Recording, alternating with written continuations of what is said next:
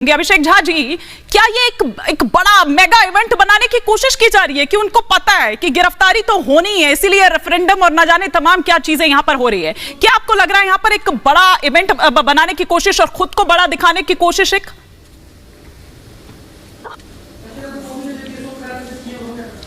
क्यों कोई खुद को बड़ा दिखाएगा?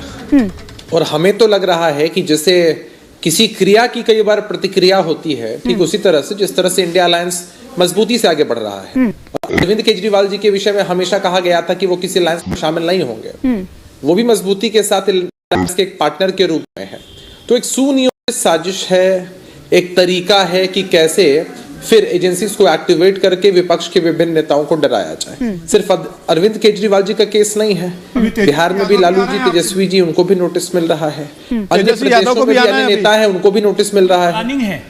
तो ये आपने नौकरी देने के नाम पे जमीन हड़पोगे तो जवाब प्रवक्ता बैठे हैं, इनसे बुलवा लीजिए। और जो ईडी के प्रवक्ता आपके यहाँ बैठे हुए हैं, ईडी के प्रवक्ता आपके यहाँ बैठे हुए हैं, उनसे भी बुलवा लीजिए ना भाई।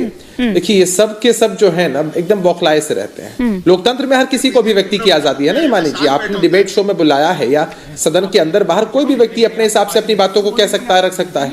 अगर चीजें फिशी दिखती हैं तो हम क्यों नहीं कहेंगे? और अरविंद केजरीवाल जी हों, उनके जो एडवोकेट्स हों, उनका जो पूरा केस देख रहे हों, वो सब लोग केस की अहमियत को समझते हुए ही कोई निर्णय ले रहे हों। अगर प्लान्ड तरीके से किसी को डिमोरलाइज करने के लिए कोई काम किया जा रहा है और उसकी भी भनक है, उसकी भी व्यू है, तो वो भी चीजें हर कोई देख रहा है, हर कोई समझ रहा है इन चीजों को। बहरहाल हमारे लिए इंपॉर्टेंट यही है कि लाख कोशिशें कर लें, तरीके आजमाएं, ताकि विपक्ष के नेताओं के मनोबल को गिरा करके विपक्षी जो गठबंधन है इंडिया के रूप में, उसको कमजोर करने की साजिश रचेंगे। तो हमें लगता है कि तो मतलब आप ये कह रहे हैं कि इससे विपक्ष का मनोबल गिर रहा है, मतलब जो भ्रष्टाचार कर रहा है उसको करने दिया जाए और उसे कुछ एक सेकंड सर। नहीं हिमानी जी, लेट मी करेक्ट। करोड़ों लोग लेट मी करेक्ट हिमानी जी, ये परसेप्शन आपका या किसी और का हो सकता है, जो बातें आप कह रही हैं। मैं आपको साफ तौर पर बता रहा हूँ, कोशिश हो रही है मनोबल गिराने की। मनोबल दुष्यंत जी कुछ कह रहे हैं। भ्रष्टाचार किसी ने किया है, सजा मिले, इसमें कोई आपत्ति, कोई दिक्कत नहीं। हमारी नो टॉलरेंस की नीति है।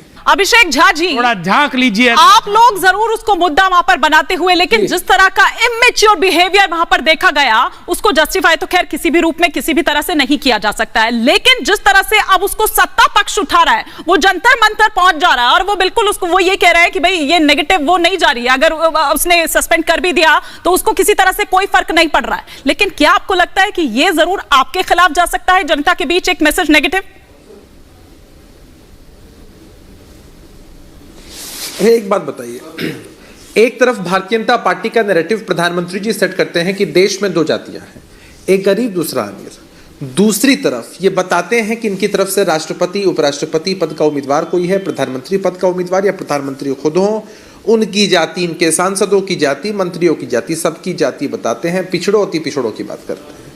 भाई जब कोई उपराष्ट्रपति बन जाए, कोई राष्ट्रपति बन जाए, तो इस जाति प्रथा से ऊपर उठ जाते हैं। पूरे देश के लिए एक संवैधानिक पद पर बैठे हुए, सबके अलग अलग नैरेटिव हो सकते हैं, लेकिन ये कब से होने लग गया कि जाट समुदाय का ही अपमान हो गया? मैं 10 सेकंड में जवाब। हमने तो हमेशा सवाल उठाया है ना कि उन्हीं जाट समुदाय का अपमान तब क्यों नहीं हो रहा था जब उनकी बेटियों के साथ इतना नाजायज और गलत हो रहा था। हमारा ऐसा मानना है कि जो कुछ सदन के अंदर हुआ वो गलत है। विपक्षी सांसदों को अगर सदन से सस्पेंड किया गया तो भाई प्रतिकार का कोई तो तरीका चुना जाएगा, अपनी बात को कहने का, विरोध करने का कोई तो तरीका चुना जाएगा। और मिमिक्री पर इतनी आपत्ति क्यों? दिवंगत राजू श्रीवास्तव जी जब मिमिक्री करते हैं तो किसी को कोई दिक्कत नहीं होती। मोदी जी की मिमिक्री करते किसी को कोई दिक्कत नहीं होती।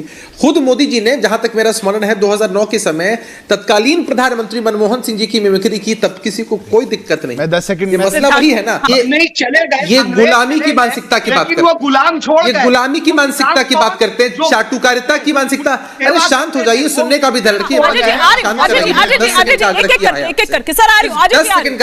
थोड़ी सी देर चिरकुट मत बोल दीजिएगा उनको।